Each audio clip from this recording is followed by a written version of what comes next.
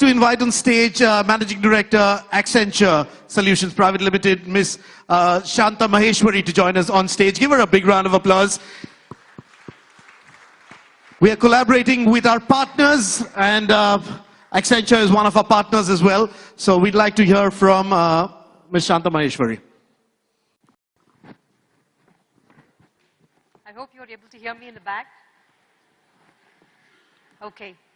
So I am from Accenture. I think like he introduced, Accenture represents IT services and consulting company, just as a brief introduction for all of you to know. And I had an opportunity to meet Mr. Ramanathan recently, and I have to share this one incident of Kishore. I don't know if he's still in the room, but I met Kishore Biyani about 7 years ago. And I thought I was asking him a very intelligent question, because the question I asked him was, what's the strategy you really employ to really make sure that, you get to the consumer and you know exactly what you should sell and when you should sell and all of that. And hence the question was about how is this product diversification strategy and how does he employ the right products and the right choice and all of that. So I had a very long question, as you can see right now, the way I just portrayed it to you. And his answer was very, very simple, which was, where consumer is, I want to be. And I think that was a very profound way of just connecting back to the theme, which says collaborate with a connected consumer and win the consumer. I think he probably knew very long back on how to win that consumer. So I just wanted to call upon that incident, and today what I thought I'll share with you, as I said, we are an IT services company, so I want to share a little bit perspective on how we as IT services company, when we work with the retailers and the journey of the retailers, how we see the future of retail, and a very fantastic discussion in the morning in the panel. So let's see if we are able to collaborate on some points together there. I hope it's moving. Okay. I know we have spoken a lot about digital. In fact, I think Kishore had an embargo on e-commerce, but I'm going to just start a little bit on the journey of disruption on the retail evolution. Starting from 90s, took a very good disruptive channel of digital, starting off with people like eBay coming on for consumer buy and sell products. And then it moved on to a lot of mobility kind aspects in the next generation, which took a lot of shopping online. So there are a lot of perpetual consumers who took a lot of shopping online, maybe about 50–60%. And then, the journey that we are in right now, and more importantly for the next 5 or 10 years, the way we see is that as what we call as living services. And what I mean by living services is all about the theme that we are talking here, which is connected devices, connected consumer, connected ecosystem. But there is one fundamental message that I definitely want to share on the living services, which is, it is not about just the ecosystem being there, but it's clearly about the value for everybody in that ecosystem. I think that is the most important aspect that we see as how the journey of the retail is moving in the future. It's not about the ecosystem coming together. It's not about the living services of all the connected devices, consumers, partners, players, everybody coming. But more importantly, the value proposition of everybody in the ecosystem. And that's kind of how we see the future of journey.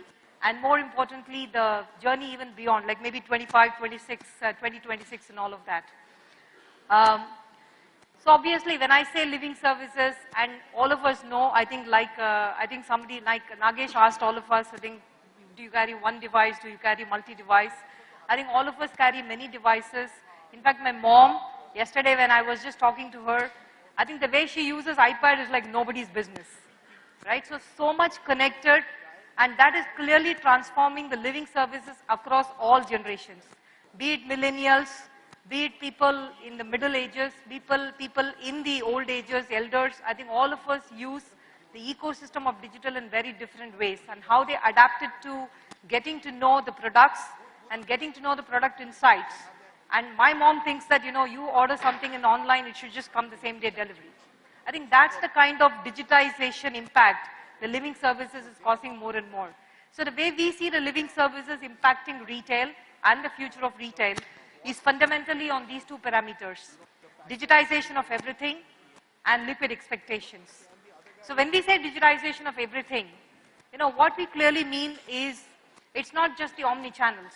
Of course, all of us know omni-channels are there and it's going to grow and it's going to boost and all of that. But our point of view, physical stores are here to stay. And physical stores are definitely here to stay at least for 2025, 26. I cannot predict more than that, but definitely here to stay. But what is changing in the physical stores is that earlier or even now, at least even if you look at the Indian context, there are a lot of these aspects which are more of like a point of sale or a channel of distribution. And that is fundamentally changing to become a very engaging and an experience platform. So digitization into a store is bringing more engaging experience, bringing more engagement of experience such that the people are ready to come back and use that platform of the store to really stay in the store and get that experience and all of that. And that is kind of the impact that we see on the physical stores. At the same time, the e-commerce stores are also going through a transformation. While it will continue to grow, boost, it is definitely moving more and more towards generating insights. It is moving more and more also creating an impact to make a decision on the stores itself. E-commerce stores, in our view, is also going to make a decision on the physical stores at some point to either change the size of the layout of the store or the size of the store or the demographic of how the store is going to look like. So what we see is both characteristics are going to happen. Digitization is everything, and that's definitely here to stay. And that definitely has a very positive impact both in the physical stores and in the online stores. Liquid expectations, I think we spoke so much about the consumer and the consumer needs and consumer expectations. So there are so many expectations from consumers today. Like if I talk to my son, he says that, yeah, I ordered it just now. Why can't it just come in the next 2 minutes? So clearly consumer is the epicenter of whatever is going to happen in the future. I think that's an obvious statement, I think. But more importantly, it's going to be all hyper-personalization of services. And more importantly, that's going to come at the cost of instant delivery. So I don't think the consumers today are patient enough to wait for, okay, am I ready to wait for another 4 days, 10 days? There are some products. In fact, we did a millennial survey. So we took a bunch of millennials in a room and just asked them, hey guys, what do you guys think you buy and why do you buy the way you buy? And do you really think, because most of us think millennials basically will not like to visit a store. But I think we were just proved wrong. That, they actually said, no, that's not the way it is. There are products which are like cosmetics, which are like fashion, which I want to try. I definitely want to go and visit the store. But there are things probably like, those routine purchases. I know every week I have to just do it. I'll just go buy it online. So there are millennials who also have a very different perspective on how physical stores will have to stay, and that is for real and that's going to happen. So that is kind of how we see the living services really making a market force impact of digitization and everything, and obviously the liquid expectations coming together from consumer. So that also puts a question then, right? So how does brand react to it, and how does brand respond to it? And I'm sorry. So how does a brand respond to it then? If that is what is going to happen, that both physical stores are here to stay and online stores are here to stay, and also the experiences of the expectations are going to change so rapidly. So what we see as a dynamism of the brand affinity is going to be very important on how the brand connects to the consumer, not as a product, but as a service. And the service is not at a customer interaction points of journey, but really the end-to-end customer experience journey. And that is kind of how we see brands creating that affinity, whether you are in the online store or whether you are in the physical store. Now then, if that is what is the affinity that needs to be created, and if that is the kind of experience moments that has to be created, then what's the answer? And what should be the answer for that?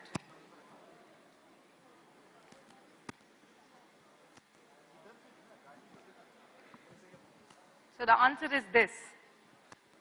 And I know yesterday was Valentine's Day, so so it's a coincidence, but basically the answer is this. So we conducted a very deep study of about 27,000 respondents. And the 27,000 respondents included different demographics of people. And we asked them, okay, so how do we measure this? How do you make sure that you come back to the brand? We want you to stay connected to the brand. We want you to come back when you come to a store. A lot of these kind of questions.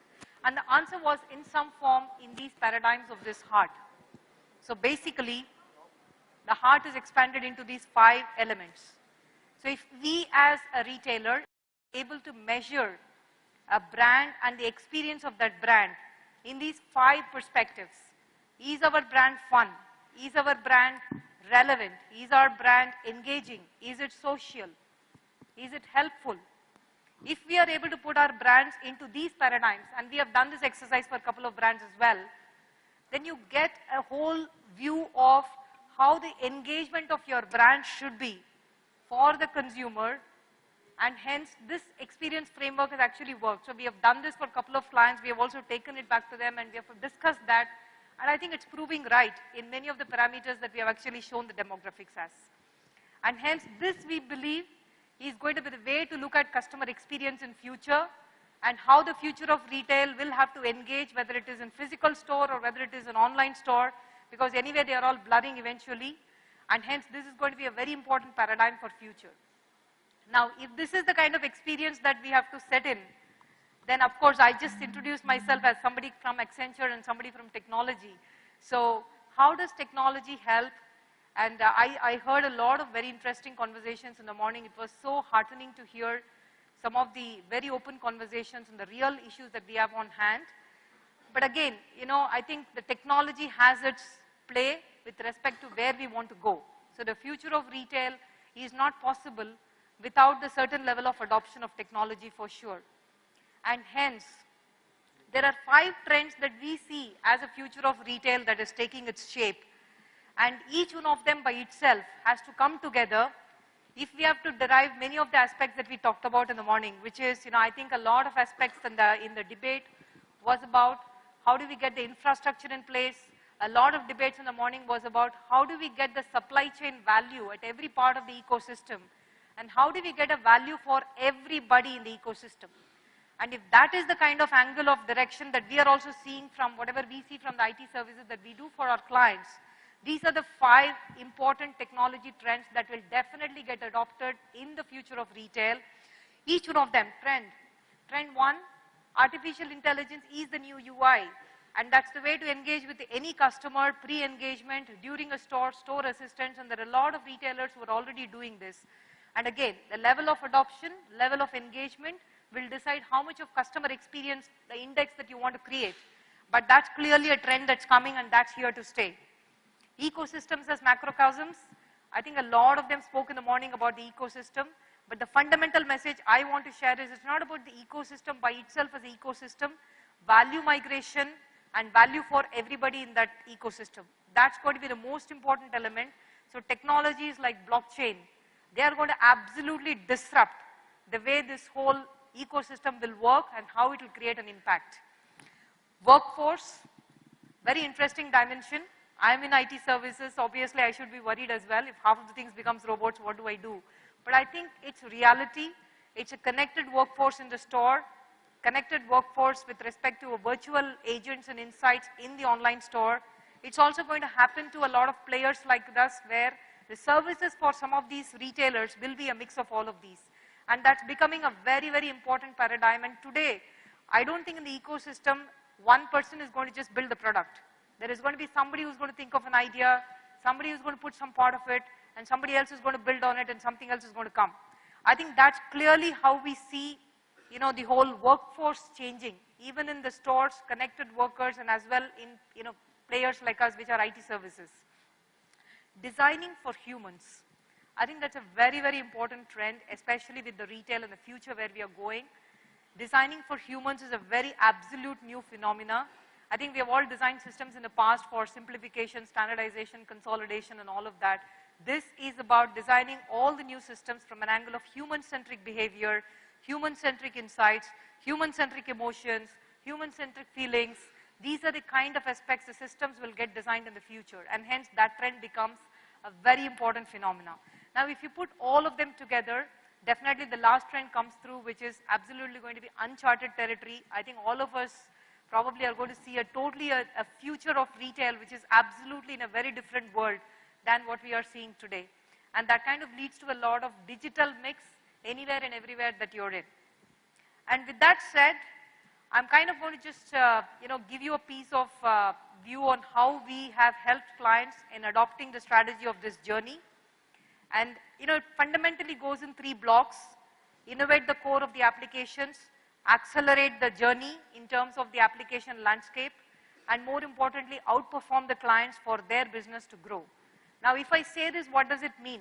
Obviously, a lot of people in the morning talked about costs and operating pressures and margins and revenues. So the whole of this journey talks a lot about, at the innovate portion, it's about taking the operational efficiencies to the maximum. It is taking it to the cost out, and that cost out helps you to reinvent or refuel into the next generation of journey, which is either in terms of accelerating your application landscape, or it is in terms of making your application landscape completely digital that enables for your growth. But fundamentally, it is a model of journey that we are talking to a lot of retail clients, especially in the future. The way we see it is very self-funding model, take out the cost from what you build, and then reinvent and reinvest into the future of what you want to build. And that's clearly a self-funding model that we see. And last, just as a closing, I know I just introduced myself in the morning just when I started the session, so a little bit about Accenture. We are a $33 billion company, spread of course globally. Like I said, it's IT services and consulting firm. A leader in the application services space. More importantly, in the digital journey, a lot of acquisitions has been consciously done to create business outcomes for our clients. And more importantly, driving a lot of automation agenda. You heard me talking a lot of these trends, clearly creating a market leader space in what we do. We are supported by 5 federations of businesses, and that's kind of what you see there: Accenture strategy to consulting to technology to operations and digital. And that's what makes us unique, and that's what makes us to drive a lot of future of retail conversations to our retail clients, and more importantly, driving their business value and business growth. And I hope you found some of these ideas and inputs useful. Definitely over the 2 days, I would love to interact and engage and a lot more, and looking forward to interact and keep in touch with all of you. Thank you so much for your opportunity. Thank you.